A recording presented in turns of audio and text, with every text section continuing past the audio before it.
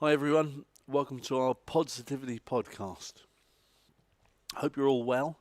Hope you're all enjoying the weather. It's a bit breezy, isn't it? But sunny nonetheless. So I hope you're ready to join in the discussion today. I'm going to be joined in a second by Sensei Maisie. She's just setting everything up and make sure the stream is running beautifully and you're all getting the signal and we're all ready to progress. I don't know if you did her PE class yesterday, but if you did, how are you feeling today? Are you feeling sore or stiff, or are you super fit and had no effect on you, or whatever? So let us know. Give us some feedback. I know we have been getting some feedback from several people saying, yeah, I like this, and we like this, I prefer this. Can we do more of this or the other? So I know that Maisie is paying attention and adjusting the PE sessions to try and accommodate everyone. It'd be great to know if non-members, so members' families are joining in, what you guys would like to see a bit more of. And we want to make it something that you all enjoy and that you all really benefit from. So hopefully if you can help us with your comments, that would be lovely. Today we're going to make sure we cover all the updates for the week. We'll talk a little bit about the one-to-one sessions that we're going to be doing as well, just to help clarify that. Also, there will be probably a new password update this week, towards the end of the week. So if you can just watch out for that. Yes, that's where we are. Hey Maisie. Hello. How you doing? I'm good, thanks. I'm not going to lie to everybody, I did just have a snack. That's Yeah. really why I'm late. It's nothing to do with live streaming at all, it's just because I was hungry. I can't tell fibs. No. Oh dear. Well, hello everyone. I hope you're all okay. Hope you can hear us and see us and, you know, all those things. I'm going to take my glasses off because it's a bit easier. Yes, headphones and glasses do tend to pinch a bit on top of your ears sometimes, don't they? They do, yes. Oh my goodness, I've got all my sounds turned on. Don't talk to me yet, people, because I'm panicking. Right. Yeah. She'll be bleeping and beeping. There we go. And Right, okay, I'm chirping sorted and now. make sure mine's turned off as well. Yeah, so I hope you're all okay. I heard you mention the PE a second ago. Please let me know if you're doing the PE. I know lots of you are doing the PE. And you have let me know that you're doing the PE, but if you haven't and you've been doing it and you've been enjoying it, or equally you've been doing it and you're thinking it's really difficult, let me know. As I always say, I like to change things up and, you know, make sure that everybody can get the most from the workouts. So if something's not quite right, then I'll take a look at it and I can change it. Yeah, a bit of variety is good, isn't it, really? Yeah, I think so. And I've tried to make it as varied as I possibly can, but there's obviously only so much you can do with body weight exercises. You know, so obviously going on the principle that people don't have a home gym at home, you know, and they don't have loads of equipment and that kind of thing, then I'm just trying to get the live stream up in front of me. Right, there we go. Also, if you did the circuit on a Monday in the karate class, what did you think of that? Was it okay? Was it too hard, too easy, whatever, you know? So it was obviously aimed a bit more at martial artists who have got some idea of what their level of fitness is. Yeah. So it was a bit more challenging, I would imagine. Everyone's welcome to do it with this. Obviously, as always with the circuit training, we always invite everyone to join in.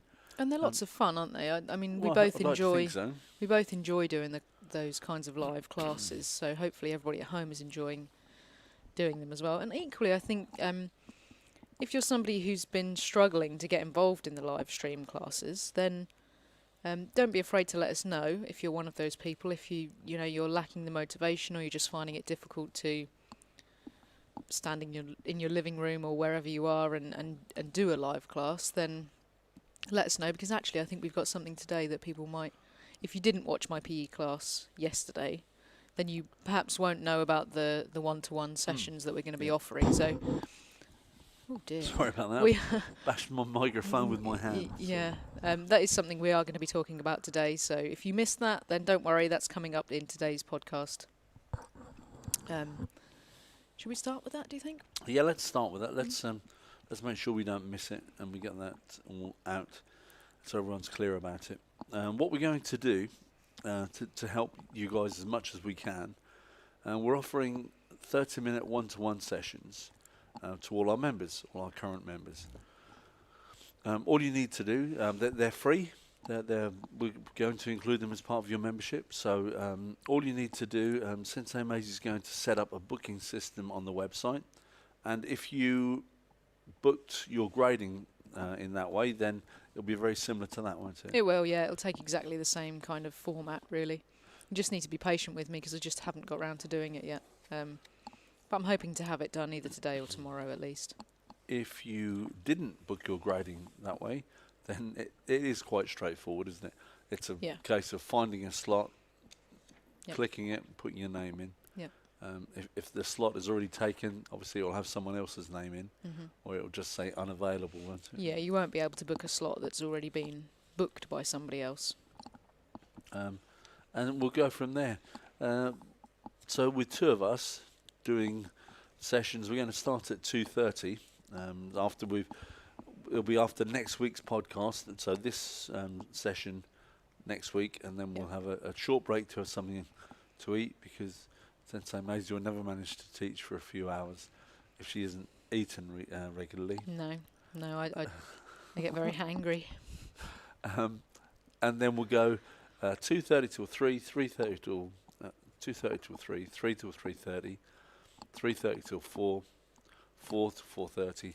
We'll go through for as long as we need to. If those slots are all taken, then we'll look at an alternative. And something that I think I might do, I'll do some on a Saturday if anyone's not able to be accommodated on a Wednesday. Quite happy to do that. I think we would prefer to do them on a Wednesday though. Yeah, well, let's fill the Wednesday slots. If the Wednesday slots are full and people can't get a slot, then I will happily do more. Yeah. But I don't want to give two alternatives and then have them spread out over 2 days. But I'm happy to do more if they're full. Yeah, sure. So I think that gives us 6 sessions, isn't it? 2:30 to 3, 3 to 3:30, 3 to 4. Yeah, say 6 5 or or 6. yeah, well, yeah, whatever. For 2 of us, so that's 12 or 14, whatever. So it should be able to help several people. I appreciate that's not everyone, but I don't think everyone will want a one-to-one lesson. So, No. But we'll see. No, and but we would like to encourage everybody to try and do 2 a month, didn't we say? It would be nice if you could, as much as anything, because I would like to know how you're all getting on. Yeah.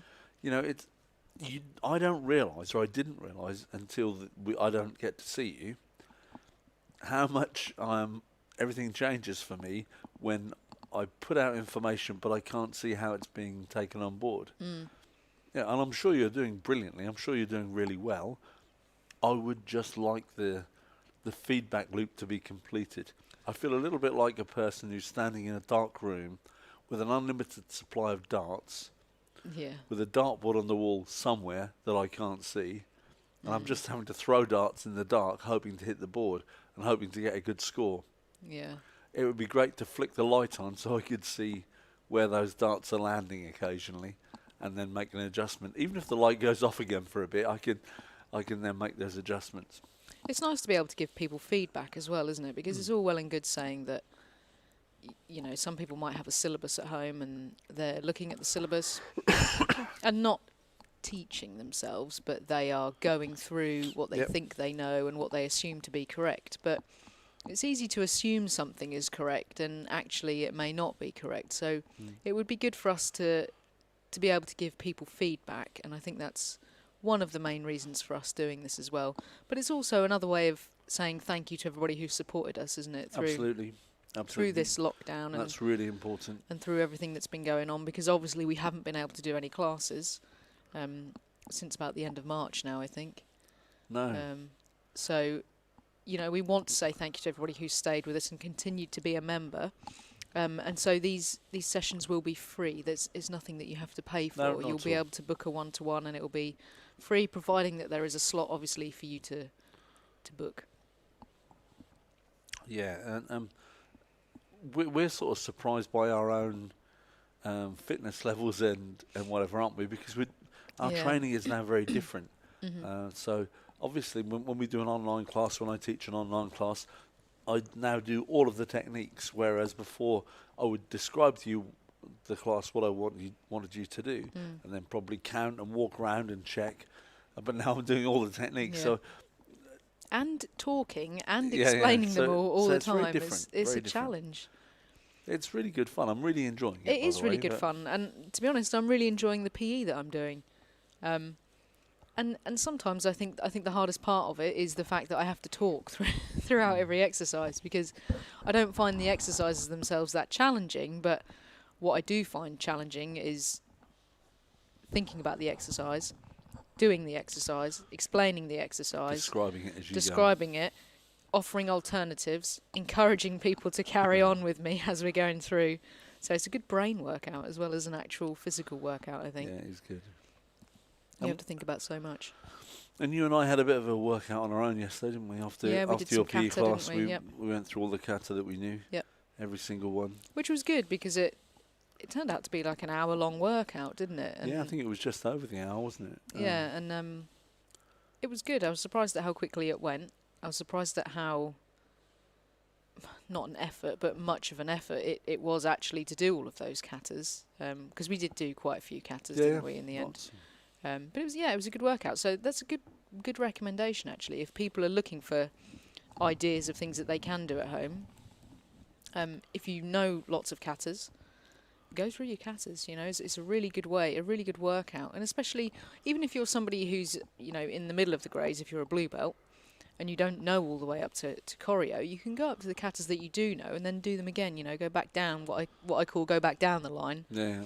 And do them again. So you can still get a really good workout from it, I think. And, people say, oh, I don't need to do P-Nan because P-Nan's too easy. Well, actually, you can still get a really good workout from doing things like P-Nan. And we did P-Nan yesterday, and it was like our warm-up, wasn't it? Yeah. And it was a really good warm-up exercise. And the thing I often say is that it's easy for a high grade to make a high grade kata look good. Yeah.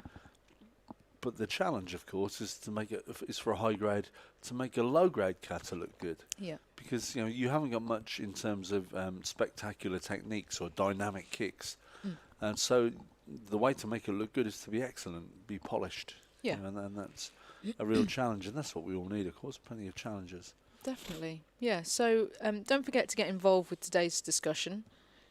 You can, if you're watching us on Facebook, you can use that chat box there. You can pop a comment in the box and we'll see it, and we'll be able to respond to your questions, your comments, anything that you put in the box. Same thing with YouTube. If you're watching us live on YouTube, then there's a chat box on YouTube. You can pop your comments in there, and we can all have a nice big discussion together, hopefully. I tell you what, something that occurred to me yesterday when I was fielding the messages and passing them on to Sensei Maisie as she was doing the PE. I noticed that very few people comment or put a like on the YouTube channel. And I guess that's because you watch it from the website and it doesn't necessarily go through to YouTube. No. And what would be really nice if you could, and I appreciate it's a little more effort, but if you, at the bottom of the screen, it always says, if you hover the mouse around, you have an option to go to YouTube, don't you? Yep. So just click on that and it will take you, you'll see exactly the same video, but you'll see it on our YouTube channel as opposed to our website. And then if you just click the thumbs up, that's good. It boosts our ratings in YouTube, doesn't it? Which is and good for advertising and everything when things get back to normal. yeah, it's all good for our channel and all good for everything as a whole, if you like. Yeah, it's good. All right, so shall we get on to what we're going to talk about today? Yes. All the reasons for the different elements of our training. Yeah, and the structure of our How we classes structure and everything. and things like that.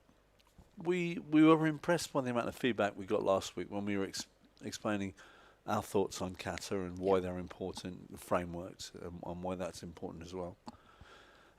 So we thought perhaps if we explained a little bit today about the reasons behind all of the things we do in class.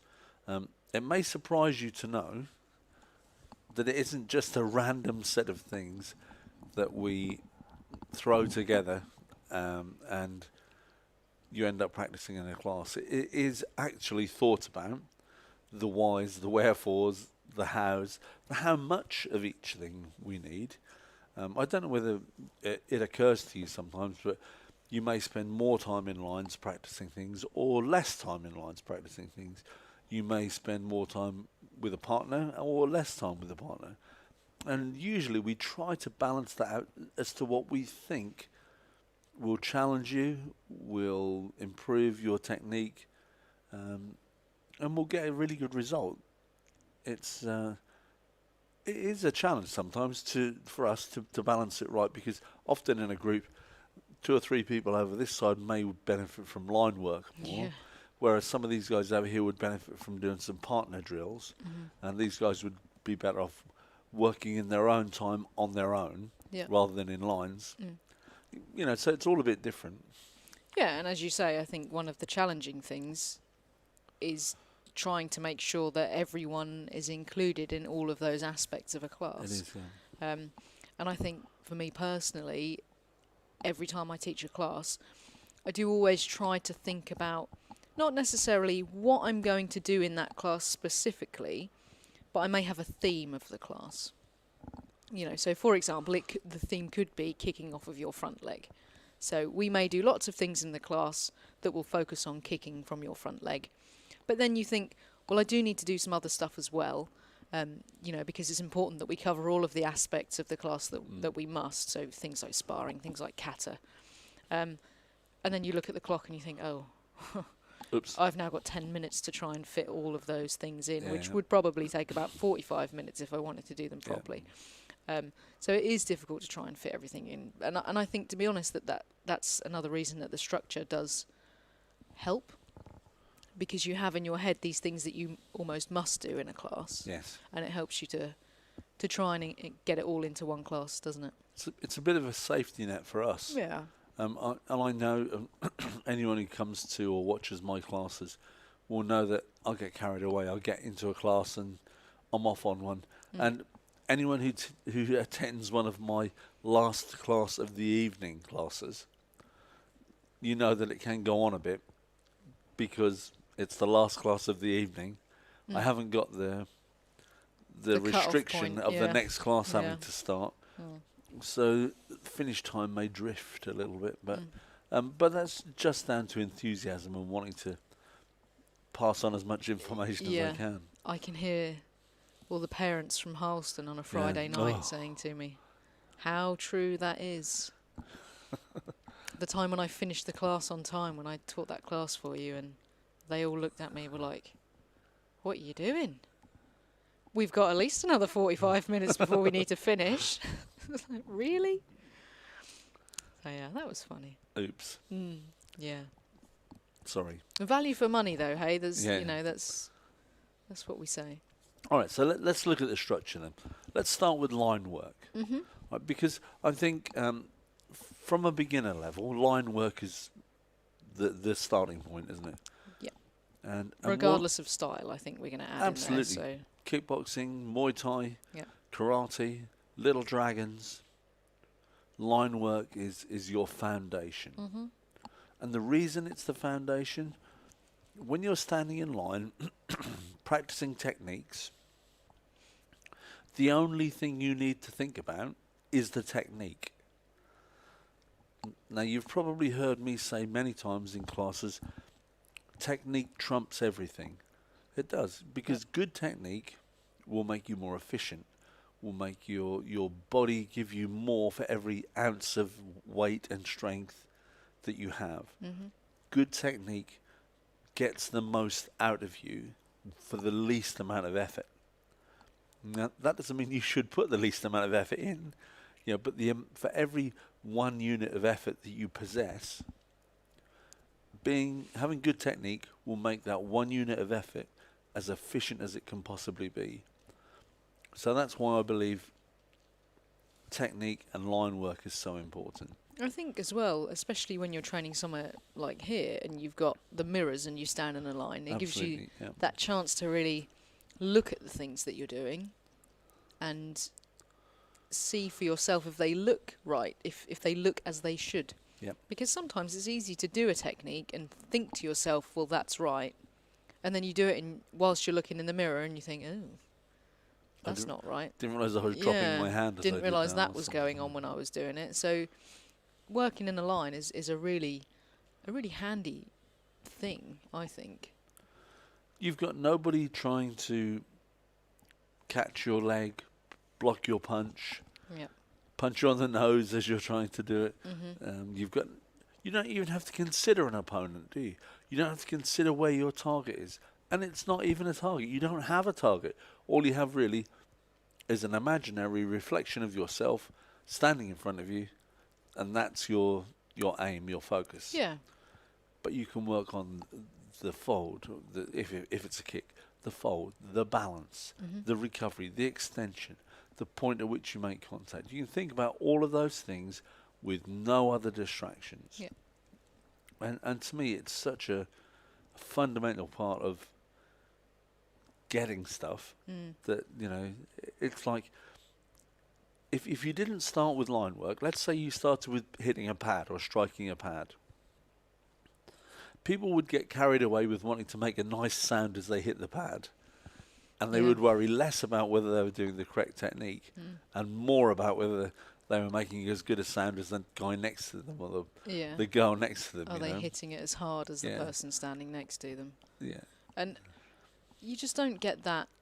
You don't understand the technique, do you? Because if I held out a pad for somebody and said, hit that, you'd hit it, wouldn't you? You wouldn't think about how you're hitting it, but you would just make contact with your hand or your foot, however I held the pad. But if you stand in a line and say punch, you're a bit more conscious of how you're punching because you're not making contact with anything and somebody's watching you do it and not necessarily just feeling how hard you make contact with something. So yeah, I think it's definitely better for technique, for sure. Well, it's my personal belief is it's the only way to get technique across to begin with. And I think that not just to get technique across, but to then go back and refine it. When I was competing seriously, I used to spend an awful lot of time in my gym at home, standing in front of the mirrors, practicing my kicks and my punches, and just going over them and making sure they were the most efficient they could be. Yep. And I would look at it and say, do I give anything away as I do this kick, for instance? Are there any telltale signs that I do that give away what I'm going to do next? Yeah. And I wanted to try and eliminate as many of those as possible. Yep. Which, of course, you can't do if you're just focusing on hitting a pad hard, can you? No, or if you're focusing on protecting yourself when somebody else may be hitting you. Yeah. Or when there are indeed any other distractions.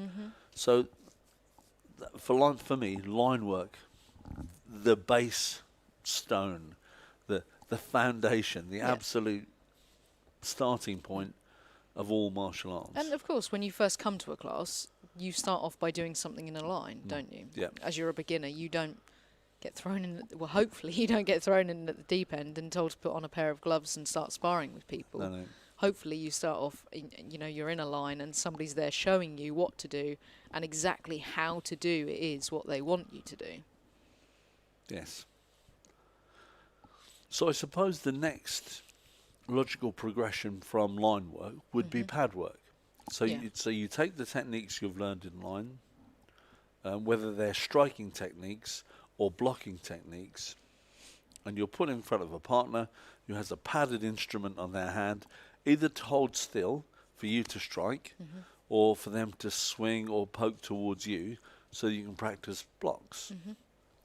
Now, either of those things works really well. And the same for kickboxing as well, so you can slip things or you can roll things or you can just push things to the side. Yeah.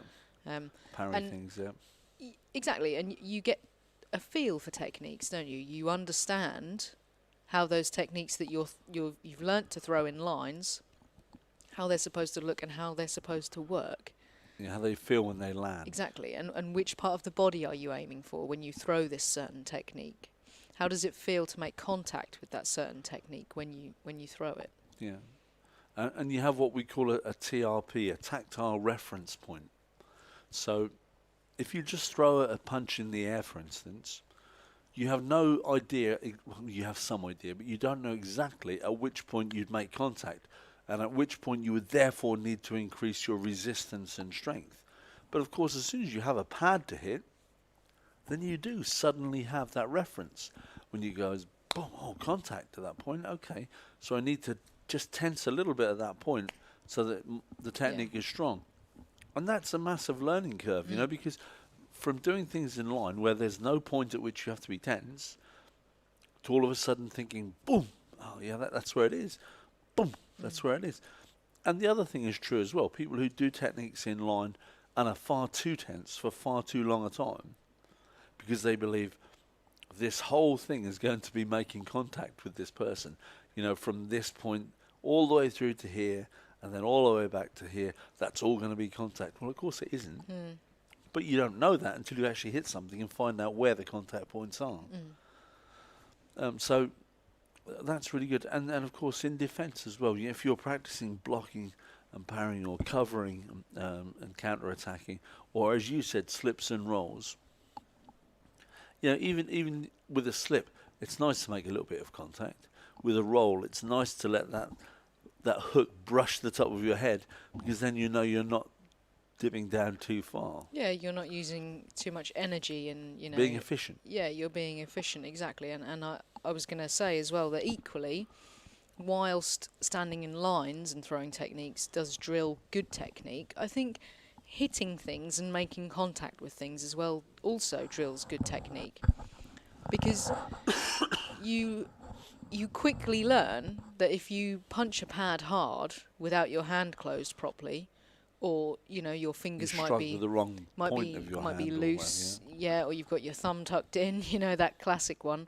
Then you quickly learn that, ouch, that hurt. Yeah. I need to pay more attention to what I'm doing with my hand when I hit that pad, so that I don't hurt myself. And again, it goes for kicks as well. You don't want to be kicking a pad with a round kick and your toes go into that pad, because you're going to hurt your toes. And then you learn to point your toes and make contact with the correct part of your foot so that you don't hurt yourself. So I think equally, standing in lines and striking pads, they both have the same benefits, don't they? Absolutely, and I think pad striking is the next natural progression from standing in line. Yeah. I just think pad striking isn't the place to begin. But it's still good. It's still the next move along. And I think what happens, I hope what happens is a lot, people practice techniques in lines, they hit a pad and think, back to the lines. Let's make sure when I'm in lines, when I'm working individual, I can really get that nailed. And really, I suppose we could make the next natural progression from pad work to solo practice. Yeah. And that's not necessarily kata, although that can be part of it, kata, basics. But practicing anything with awareness of how it needs to be. Yeah, definitely. I think that's such a key thing. I think that's a massive key thing for kata, as well as, I think so many people practice kata and they don't think about what they're doing.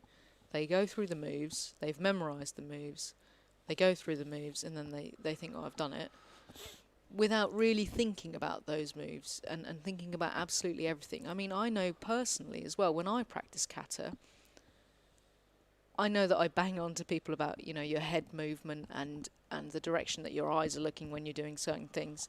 But for me, when I practice, I do sometimes just watch the mirror. So even though I'm doing the kata in the correct, direction, I might be going to the side of the mirror might be there and I might be going this way, I still may look into the mirror to check things like my stance, to check things like my backhand pulled back. So there's always these extra things that you can look at. And it's, of course, not just kata. You can do that with your kicks, you can do that with your punches, you can do it with basics and blocks and slips and rolls, whatever they are. You can always use other things around you, I think, to make your practice more efficient. one of the most brilliant things that modern technology has done for martial arts is your ability to record yourself doing things, watch Yeah. it back with no effort at all. I mean, everyone has a phone that will record video these days, don't they? So you put it on, you get into space, you practice the technique that you want to practice, and then you play it back and you say, that's good, that's not so good, this needs to be improved, this needs to change. And having that ability to self-coach is so important. It is, yeah. It's so key to understanding yourself and being able to look at things and say, yeah, that needs work. And all of us have those things, you know. The last thing I would want to do is record myself doing some kicks, look at them and say, oh yeah, I can't make any improvement on that. Yeah. Oh, okay, well, I guess it's okay if I can't make any improvement, or But it's bad and I can't change anything. don't you think that But that's somebody never who gonna looks happen. at something and says, I can't improve it, is somebody who doesn't want to improve Yeah, it of course. anyway? I Of think course. if you do want to be better at something, regardless of what that thing is, you'll always find things that you can improve on. And I think at the same time it's important to still be satisfied with what you can achieve and what you can manage, because otherwise you fall into this dangerous trap of being a perfectionist, if you like, where nothing is ever good enough. And you have this constant self-sabotage, self-doubt situation where no matter what you do Absolutely. and no matter how good you are at something, you will always tell yourself it's not good enough. And I think that's such a dangerous trap to fall into. So at the same time, you have to be satisfied with what you are doing and have the ability to pay yourself a compliment, because I think that's Yeah, okay. of course. Yeah, it You know, really and is. you know, people say, oh, don't be big-headed or whatever. Yeah, I'm not saying be big-headed. I'm not You don't have saying to tell everyone else about tell it. everyone. Just be pleased. Yeah, You know. don't tell everyone else how good you are or whatever, but say to yourself, yeah, I did something well there and I'm proud of myself, or I'm pleased with what I managed. Okay, maybe there's something I can change or I can improve slightly, but I'm not going to say it wasn't good enough. And something else that phone technology allows us to do, if you recorded, say, 3 kicks that you wanted to improve, and you recorded those in January, just left them on your phone, don't make the files too long or too large. At the end of February or the end of March, record them again, and then compare the two. Yeah. Has there been an improvement? And it doesn't matter whether your kick is better than Joe Bloggs's or better than Frida Smith's. No, it's nothing. What matters is, are they better than they were before? Yeah, it's nothing to do with anyone else, is it? Or No, what, not at all. What anyone else thinks. So, the use of these little devices, there are some dubious ones, of course. I'm sure paying attention is one of the things that you have to pay attention to. Real life is one of the things you've got to be aware of. But they are amazing things, and they can help sports generally and martial arts in particular. And don't forget, if you're going to record yourself using a phone, also record it from the side. So don't always look at the camera and kick towards the camera. Put the camera beside you, like Maisie was just saying, and kick across the view.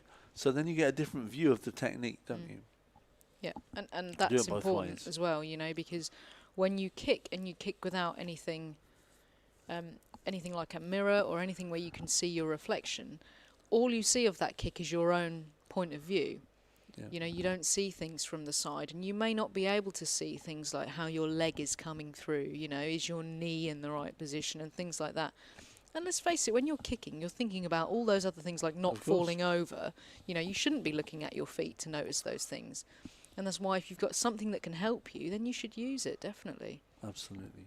And mirrors are great for that, but I appreciate that in places like Diss and Harleston, Brundle, all those other venues that we teach, we don't have mirrors there. So, maybe if you're somebody who trains in one of those locations, then you could make use of your phone a little bit more when you're at home and you're practicing by yourself, and really look at your techniques, pull them apart, and see what you can improve on.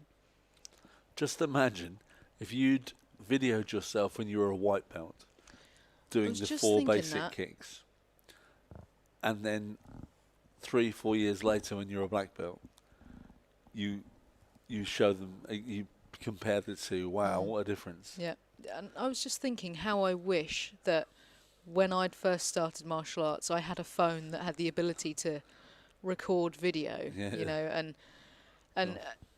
but how good would that have been? I don't remember being, a white belt really. I don't remember what I looked like as a white belt. I'm sure I looked like a white belt, but you know Yeah, what I know what mean. you mean, yeah. And it would be good to have the ability to look at that and think, oh yeah, I remember. But sadly, I don't, and I think that's why kids now are so lucky. Yep, absolutely. With their parents, or even if you're an adult and you've recently started martial arts, it's really important. Record your journey, record the things that you're doing now, and then when you get your black belt or whatever in 4 or 5 years' time, you can look back on that and think, oh, actually, yeah, that's a massive improvement, and it's really nice to see. And it's you. It's you being a better version of you, which is so lovely. It's the Yeah. only thing that's relevant, isn't it? Yeah, most definitely. So if we go from solo practice now to partner practice, Mm-hmm. right, so we've done line work, pad work, solo practice, and now partner practice. Now I appreciate pad work is partner practice in a way, unless you've got a bag or something, but But yeah, I would say partner practice is more something like self-defense, or it's where you're- interaction, isn't it? It's you're where you're doing- doing yeah. something that. So once you get to partner practice, maybe it's I'm throwing a punch at Sensei Maisie, she blocks it and counterattacks. She throws a kick at me, I block and counterattack. And then we make it, I throw a punch at Maisie, she blocks it, and I watch how she blocks it and think, right, how can I take advantage of the space she's left by doing that block? And that's partner work. That's where you have an interaction, where you pay attention to what's going on to the other person. And it doesn't matter how skillful or unskillful your partner is, there is always something you can learn from them, always something you can take on board. Even if it's... And sometimes that thing is what not to do. Yeah, of course it is. Yeah, but I tell you something even more important than that. It's what not to do and why they're doing it not as well as they could do. Yeah, exactly. And then you can understand why sometimes things don't go well. Yeah. So, they're not turning their hips, or Yeah. they're coming up on their toes when they should be on the flat of their foot, or... Yeah, and I think you can, like for me especially, I think side kick. All right, side kick is one of those kicks. Obviously, people find side kick the most challenging.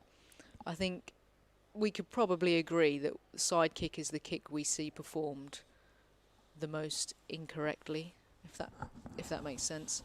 And I think you can look at people doing a side kick incorrectly, and you can learn from it, because you think, they're doing this, they're lifting their foot up at this point. So if I'm doing that, my kick looks like theirs. So I need to think about how I'm lifting, where I'm lifting my foot up, and how I'm extending it. You get the gist. And you can really learn from other people by watching what they're doing and seeing if it matches what you're doing as well. And conversely, if they're doing a brilliant side kick... Of course, yeah. What, how do they lift their leg up? Where do they step? What point? And look at that and think, yeah, that's good. So whoever your partner is when you're doing partner drills, pay attention, because that's the reason you're with a partner. You have live practice. It's not a bag in front of you that doesn't do anything. It's a person that does things. And whether they do them well or they don't do them quite as well, or they're, I don't know, ferocious or passive or whatever, you're learning about people and how you respond to people by doing partner work. Yeah. So important. Well, not everything, but lots of things in life, a huge number of things in life, are about human interactions. Yeah. And just paying attention when you're with a partner can help you understand so much more about people and whatever. And obviously, in a martial arts situation, it'll help you to understand how people respond in martial arts situations. But not exclusively martial arts situations. Yeah, well, yeah. I'm just going to shout out to Fred Gibbs at the minute, who's watching us on YouTube. And Fred's put, passion knows no time restrictions. I think that's good. I like that, Fred. Yeah. And he says, yeah, you're right. Video does show your improvements. It's motivational to watch it back. Completely agree. I think people need to take advantage of things like this. You know, you've got this in your pocket. Absolutely. Use it. You know, you can make such useful videos and useful tools. And the thing that often frustrates me is I see this a lot in the fitness world, if you like, where people who I would consider to be athletes take photos or videos of themselves. You know, they might be in the gym, they might be doing a squat, and they might be filming their 1 rep max, you know, and things like that. Or they might have put 2 pictures of themselves side by side, and it's a 6-week or 8-week, 10-week challenge or whatever, you know, and they're showing the comparisons between their body. Then other people come along and say, oh, it's so pretentious. No. This person is documenting something that's really useful, you know. They've taken a photo of themselves perhaps at the beginning of an 8-week challenge. They've taken another one at the end of the 8-week challenge to see the progress that they've made in that 8 weeks. To document it. To document it. And I think that we can do exactly the same thing in martial arts, you know, and it may not be the same. It might not be taking a picture of your abs and then taking a picture of your abs again in 6 months' time. It may not be that. It might be that, if that's something that you're working on.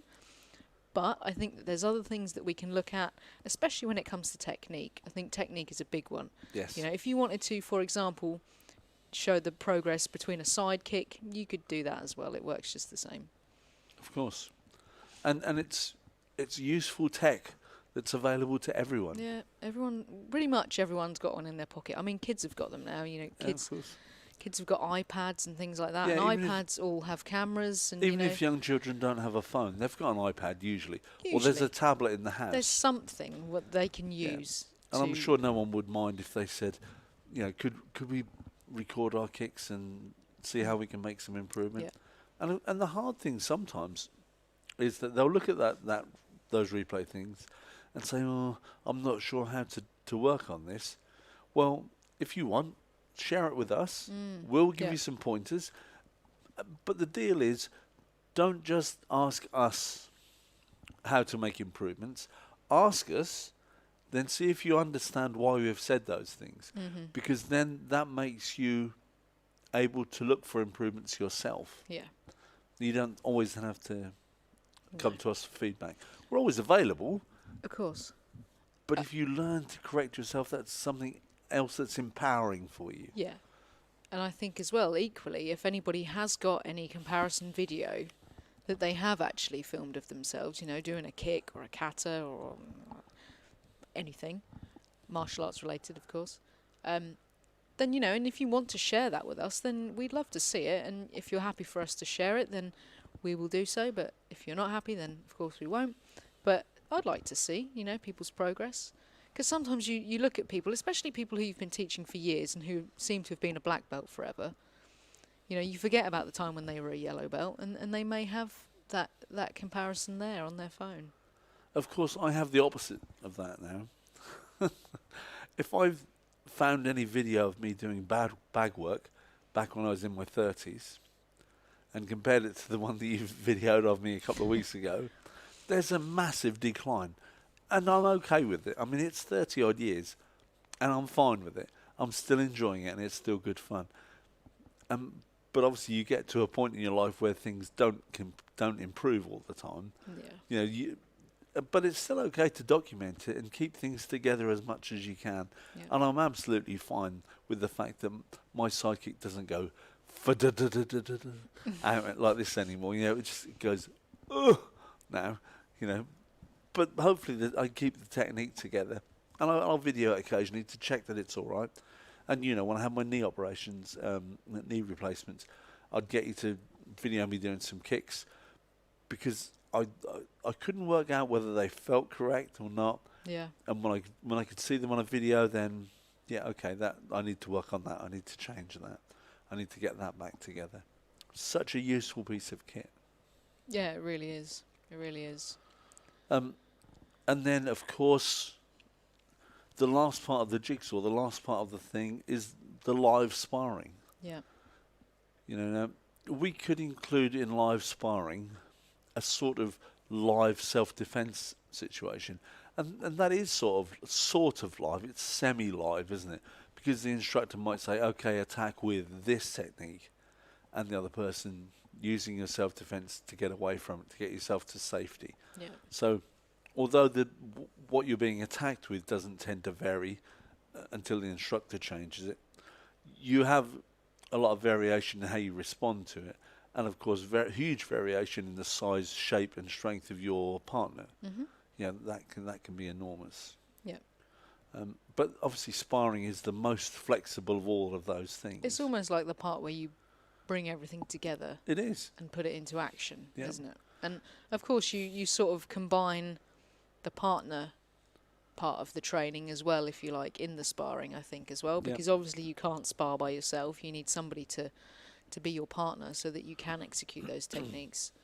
And somebody who can equally help you, like we spoke about with hitting pads, somebody who can help you to learn what it's like to be hit.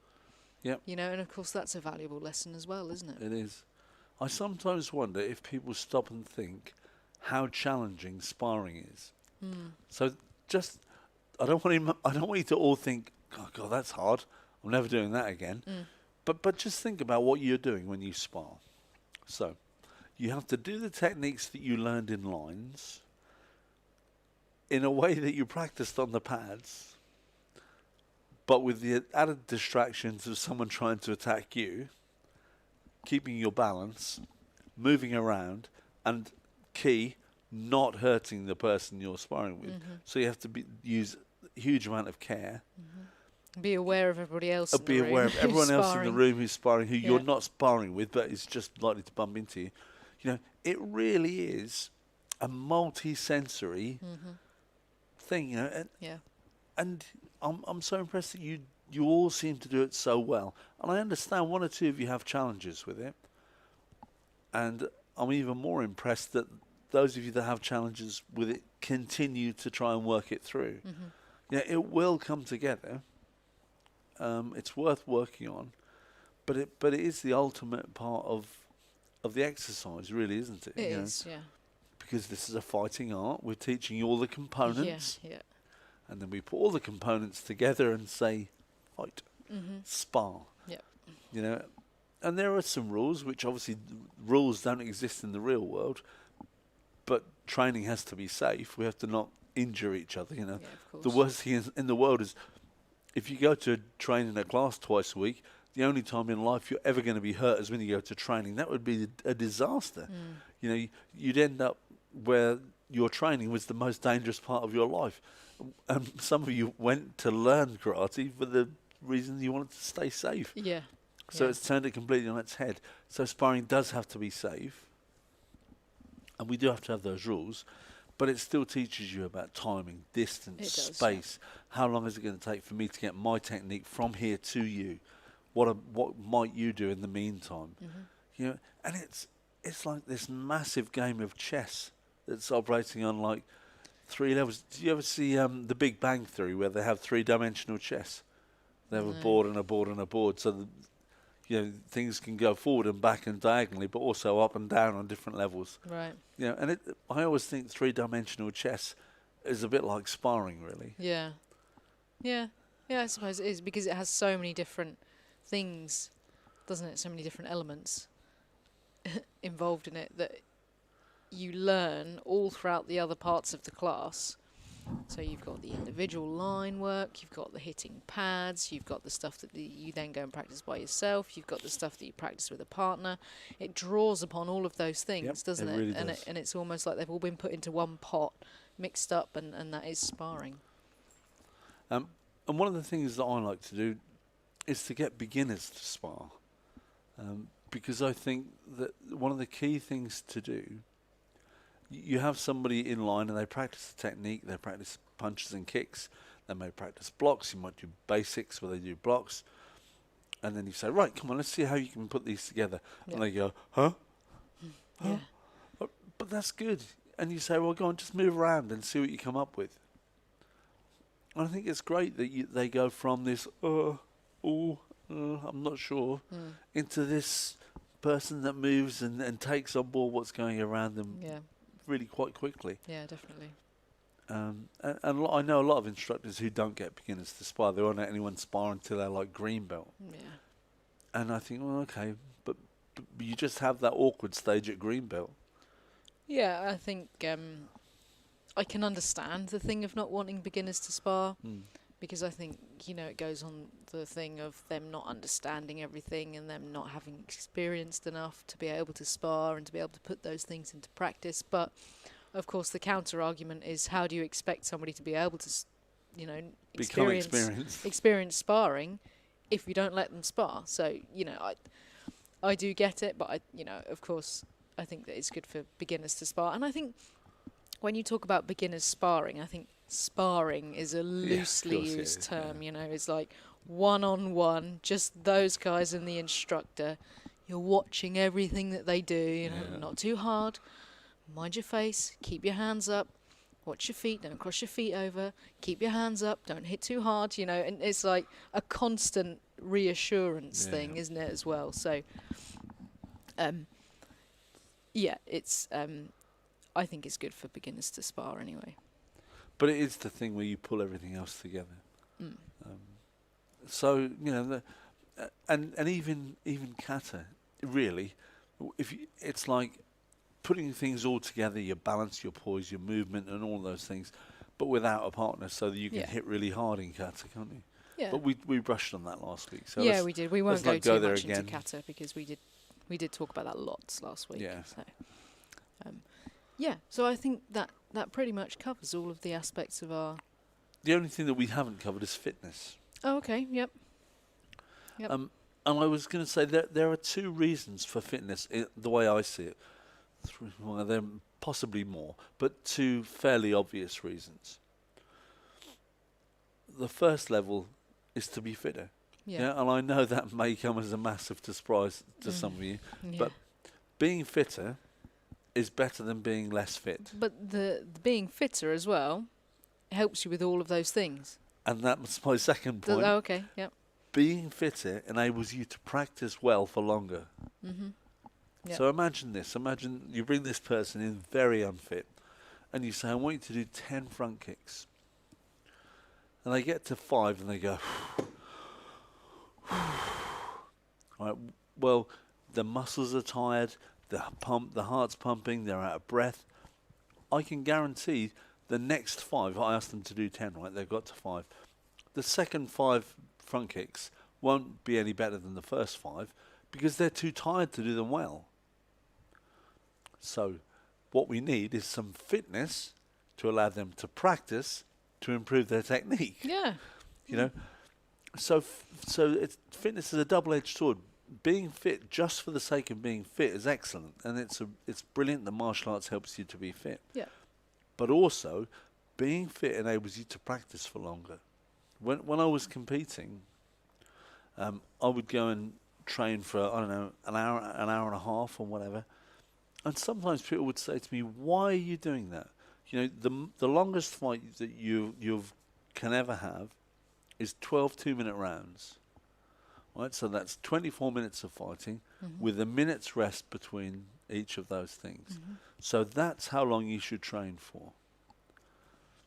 Well, no, that's not right, is it? Because in order to get my technique up to the top level that it can be, I need to practice for more than that amount of time. Yeah. I can't get everything up to the standard it needs to be in that time. No. It just isn't long enough. And of course, in a fight situation, you've got all those other factors that you have to take into account, haven't you? The stress, adrenaline. The adrenaline.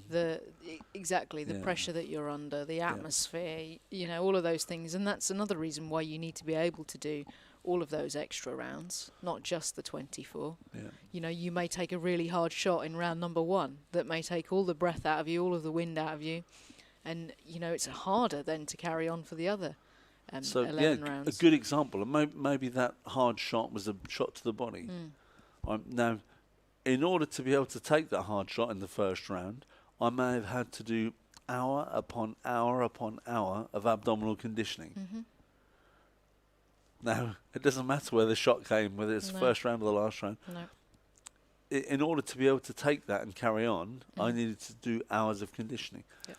And the same thing applies. I mean, I know we're talking competition situations here, and it's not just about competition situations. If you put it into a real life situation, I worked on the doors for many, many years, and the thing that used to make me laugh is you get these two young lads bumping chests and being really aggressive to each other. Then it would kick off sometimes. If you didn't get to them quick enough, It's it like would a kick off. peacock thing, isn't Yeah, it, yeah. or something? Absolutely. But within 30 seconds, they were both so exhausted they couldn't carry on anyway. Yeah. And they'd stand up huffing and puffing, and they'd resort to throwing insults at each other Yeah. because it required less Yeah, effort. Yeah. Sounds Yeah, about right. I'm going to have you. Yeah, yeah. But wait, give me a minute. Yeah. All right. And you think, okay, but if one of you was trying to threaten the other and the other person didn't really want to be part of it, but they were fit and strong and they could deal with that threatening person well, it could all be over really quickly. Of course, yeah. Because the aggressive, nasty person would start something. The fit, strong person that's well trained and well conditioned would simply outlast them, even if their techniques weren't better. Yeah. You know, so even in a real life situation, building that resilience, that fitness, that strength, as much as and as well as strength of mind, you know, that's really important. And Definitely. one of the things that we're really focusing on with this brain dojo stuff is directing your mind. You know, making sure your mind is fit, strong, and healthy as Yeah. well as your body. Yeah. So yeah, fitness I think is a key part Yeah, of definitely. martial arts. Definitely. For so many reasons. And to be honest, I think the reasons are obvious why fitness is important. And, you know, you talk about being fit. Well, of course, being fit adds to your health, you know, being more healthy. And then we can get onto the whole mental health. And then we get into the whole brain dojo Yeah. thing. So, of course, you know, everything's all linked. But I think that gives a good sort of description, if you like, of our structure and the things that we Yeah, do in a class absolutely. within this limited time that we have, of Yeah. course, of a podcast. But if anybody's got any questions, then you know where to send your questions into. You can message them to us on Facebook. You can send us an email. You can send us a question through the website. You could comment on the YouTube video. All those different ways that you can get in touch. So do those things if you need to. We'd like to be able to hear from you. What was I going to say? Is Fred still watching? Are you still watching, Fred? If you give us a sign, send us a sign if you're still watching. Just quickly go back to Fred. Fred used to train with me, forever ago, in another lifetime. Yeah. I think he's still there. Yeah. He was, I bet it was in the 1980s, I think, when... Remember, there's a one bit of of our a early delay starts. on the broadcast, Yeah, of course, so yeah. we're probably about 20 seconds ahead of you guys. Yes, Fred is still there. So Is he? yeah. Yeah. Well, he's one of the real old school students, so it's great to know that you're still connected to us in some way, Fred.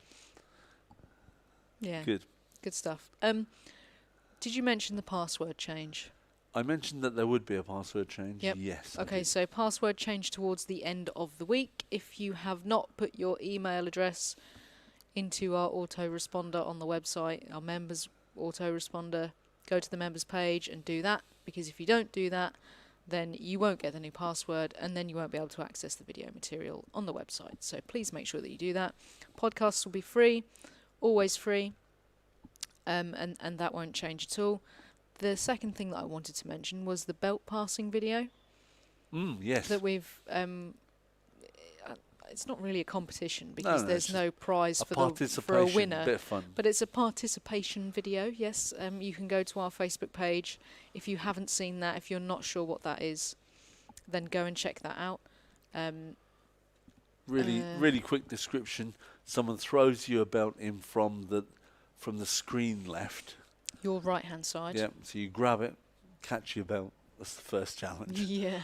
Do a couple of techniques, anything, absolutely anything you like, and then you throw the belt off to the other side. So it comes in this side, you throw it off to this side. Yep.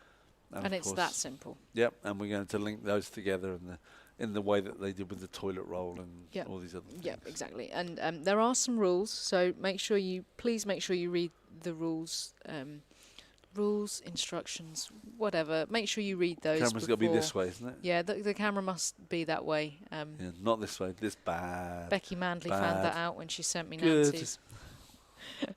Yeah, no, you need to make sure that you're filming things this way. So horizontal video only, please. And just make sure that you throw the belt in from the correct side, because if you throw it in from a different way, then the person who's thrown it to you is not going to match, okay? Because if you think about it, it's going out one way and then coming back in a different way. Well, it's all crazy. So make sure you throw it in the correct way and you throw it out the correct way as well.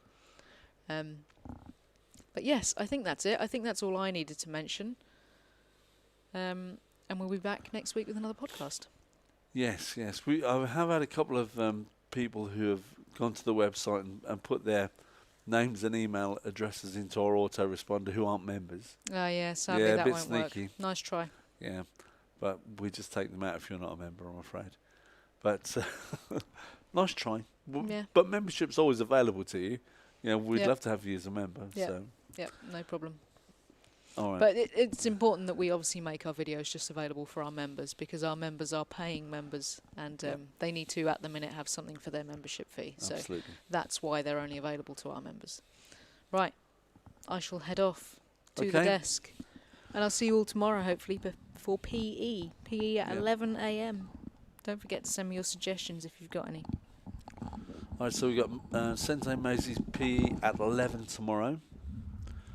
Then on Friday we've got the live karate class at 6, the live kickboxing class at 7, and this Friday at 7 it's going to be circuits. So we did a circuit in the karate session on Monday. We're going to do a circuit on the kickboxing session on Friday. So, I mean, anybody who wants to join in and do that, you're very welcome. So if you're a karate member or a kickboxing member or a Muay Thai member, then just jump in and enjoy it. It will be martial arts based, combat based, but anyone will be able to join in and enjoy it. And then next week, by next Wednesday, we should have all the lessons set up and ready to go. Hopefully, they'll be you'll be able to book those in place before, hopefully by the weekend. All right, and watch out for an email from us, because that will have a new password.